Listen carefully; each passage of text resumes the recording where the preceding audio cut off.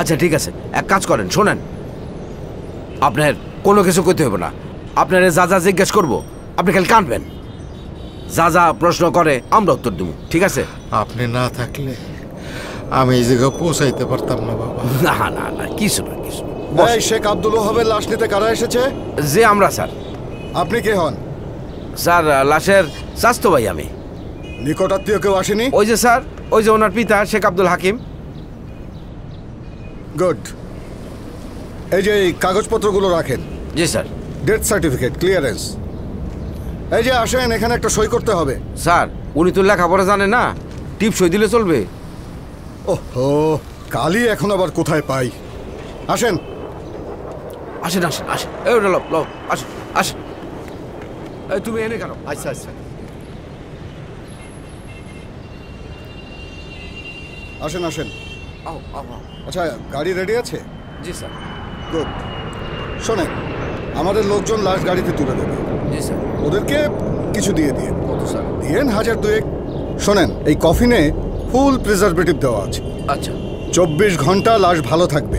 Coffin কিন্তু খোলা যাবে না। দ্রুত নিয়ে দাফনের ব্যবস্থা করবেন, বুঝছো? আচ্ছা স্যার।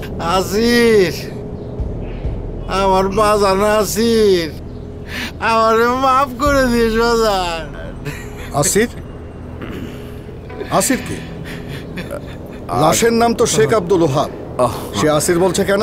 ডাকনাম স্যার, ভাইয়ের ডাকনাম আসির।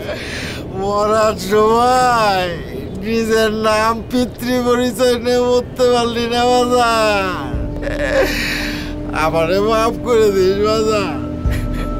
তোর কব্বরে আমি বড় বড় করে লিখে দিব, এইখানে ঘুমায় আমার সন্তান আসির উদ্দিন পরামানি, পিতা কিফায়েতুদ্দিন পরামানি, শাকিন সুবগাছা।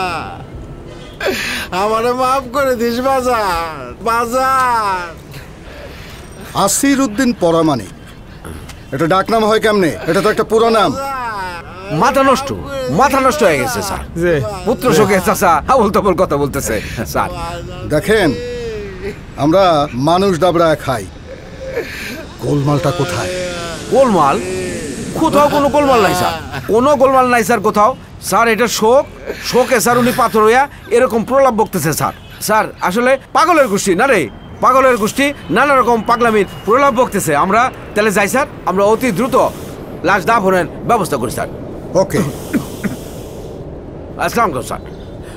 ধরুন তুমি ধরো চাচা, আসেন আসেন আসেন আসেন, চলেন যাই, আসেন আমার সাথে আসেন।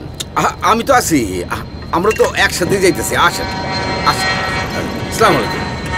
ওয়ালাইকুম আসসালাম।